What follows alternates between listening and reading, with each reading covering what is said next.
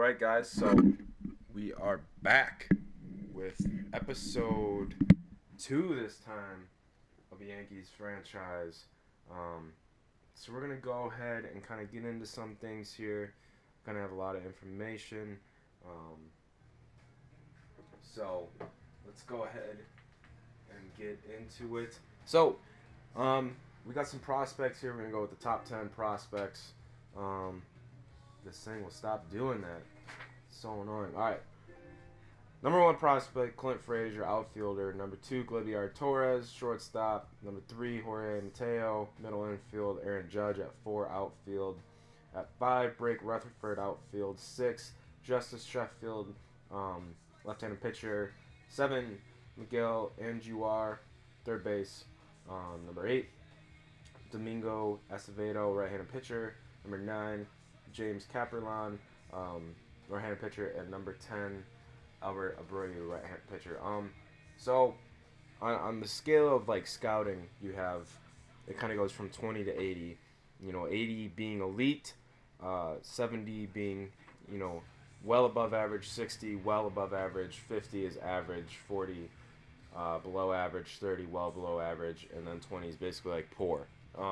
So anyway, so 1 through 6, all the rankings are 55 according to MLB.com. And then 7, 8, 9, and 10 are all at 50. So, it's not terrible. I mean, that's pretty good. You could have better. You could have a couple guys being, really up there. But it's all good. I mean, you bring in prospects, you ship out prospects all the time. I mean, most of these guys got brought in. I mean, Frazier, Torres, Sheffield. All those guys got brought in to the Yankees this year during the season from the Cubs and Indians for Miller and Chapman. So we're gonna go ahead and talk about some things. I mean, like I talked about the bullpen and the bullpen being like an issue here. I mean Warren, Clippard are all solid as well as Betances, but I mean those 3 guys right there. I mean that's you got 71, 70, and 60, and I mean this is in the AL East, so teams might eat us alive. I know Chase and Shreve has some good attributes there. But we're going to go ahead and kind of maybe look at some free agents here. So we got Papelbon. I don't think he was with Boston. I don't know why I thought he was with the Yankees for a second there. So Papelbon, and he wants 3.9, so basically $4 million. And then we got Holland coming off Tommy John. Great attributes right there. 5 years in the league, 145 saves. 2.42 ERA with a 1.12 WHIP. Papelbon on his way out, 2.35 ERA, 1.02 WHIP, 650 saves and 690 innings, 700 innings. Holland has a lot less innings. He just had Tommy John, so it is a bit risky, you could say, but his attributes are much better. He's younger. I'm pretty sure his overall's better, and he wants less money. So you always start out with like 10 mil available no matter where you go. So we're going to go ahead and sign him to a 3-year, $11 million deal. See if he signs with us. We have full roster. So I usually just go and, look at the bottom. So we have 21 out of 15 required relievers. So this guy's 24 years old, 50 overall, deep potential. He's not really going to go anywhere. So I'm going to go ahead and release him, come back. Not Cliff Lee, Holland, 3 years, $11 million. And I mean, it kind of amazes me how stuff like that happens. But anyway, we're going to go ahead and convert him to more of a reliever, not just a closer, because we need relief, not closing. We already have Betances. So we're going to go ahead and plug him in right there. See who else we got. Not really anyone. And that kind of sucks. Anyway, so like I said, spring training, you kind of just want to fill up the roster. Greg Bird, I know he was down this year with labrum. Donovan Solano. I just go ahead and fill it up, with guys that you think have a shot to be in the league this year and affect your team.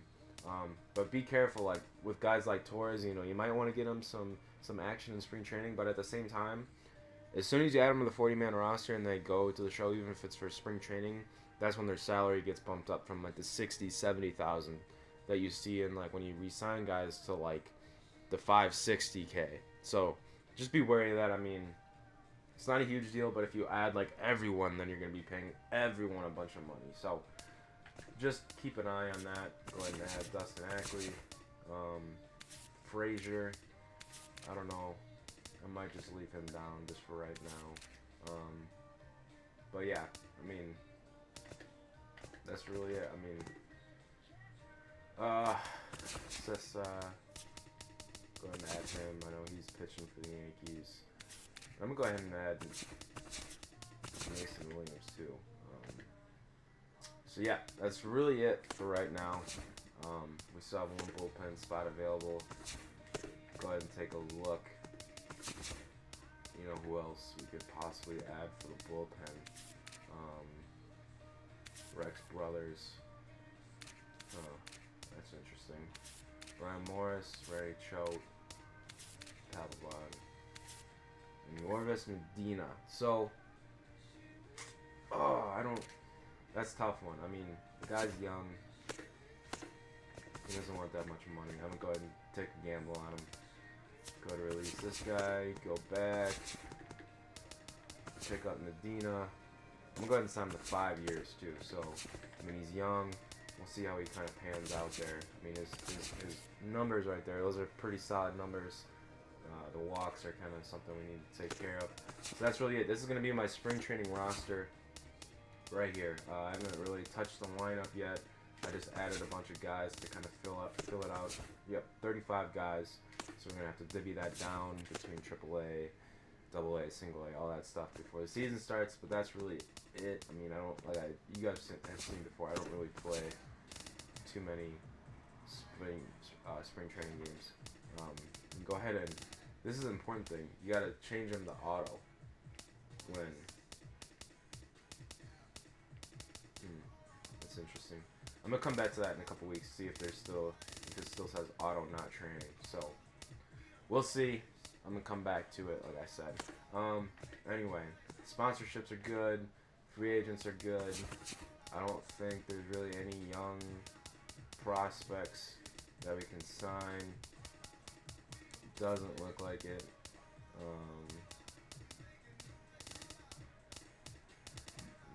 Oh, there's Gurriel. Shortstop.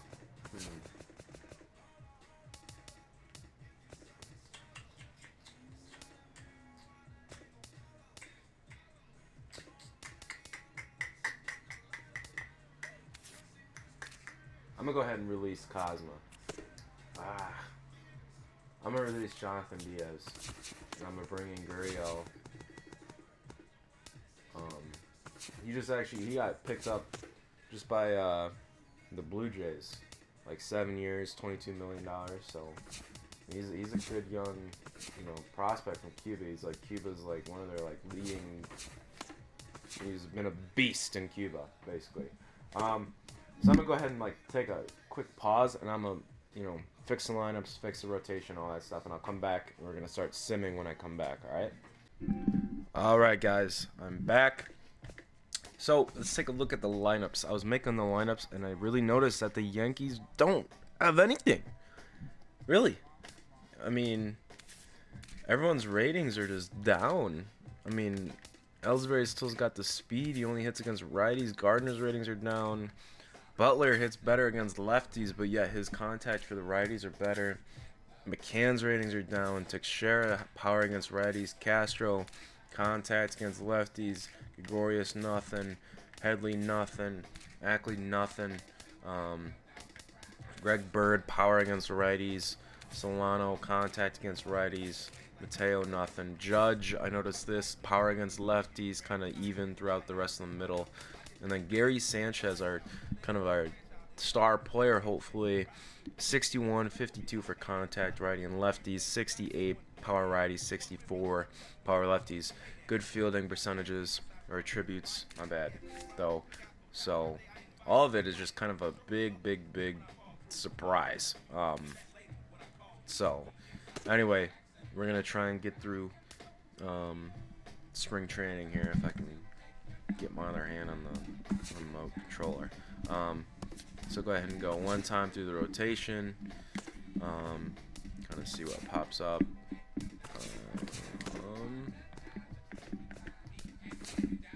So everyone's doing pretty well. Teixeira, not too hot. Headley, not too great. Sanchez is not doing too great either. Starters, CC is kind of struggling, but it's only been 3 innings pitched. And then the bullpen, we're doing all right. So we're going to go one more. That was what I noticed about this roster, too, is I still have Jose Fernandez in it, which is, I mean, that's just, I don't want to talk about it too much, but that's just really sad. So, bullpen, Goody, high ERA. Sessa, yeah, high ERA. Medina still with no innings pitched. In the lineup, Teixeira still struggling. McCann coming around. Headley struggling. Ackley doing all right. Sanchez 125. 400 for Greg Bird. He might get plugged in. So anyway, I guess this video it's going really long. So I might just cut it off, and I'm sim the rest of the spring training, and I'll come back and I'll just kind of show you guys stats and all that stuff. So I'll be right back. All right, guys, we are back. Spring training is over. I gotta make this quick. CC got roughed up during the spring. 5.79 ERA, 1.79 WHIP. Other than that, everyone did really well in the bullpen. Everyone did really well. Chase and Shreve didn't get roughed up, but he could do a little bit better. In the lineup, Gardner cooled off near the end. Billy Butler had a great spring, as well as Greg Bird. Brian McCann averaged down, power numbers up. Starlin Castro, middle of the road. Didi Gregorius hitting around 300, 100 at bats. Chase Headley struggled mightily during the spring. Dustin Ackley did pretty good. Teixeira in only 30 at bats, managed a 250 average. Gary Sanchez 250 average with a home run, 5 ribbies, and 50 at bats. Rob Rushschneider forced his way into the club with a 323 average and 30 at bats, and Aaron Hicks struggled with batting 150 and 40 at bats. So that's really it, guys. That's it for spring training. Next episode will be opening day as we advance to the 2016 regular season. I think we're in home. Yep, at home, taking on the Houston Astros. Dallas Keuchel taking on Masahiro Tanaka at, what time is it? 1:05. At 1:05. So next episode will be this game and the rest of the week. And you guys know the drill with this stuff, so I don't have to explain it too much. So that's really it. I'll see you guys next episode, opening day in New York for the Bronx Bombers.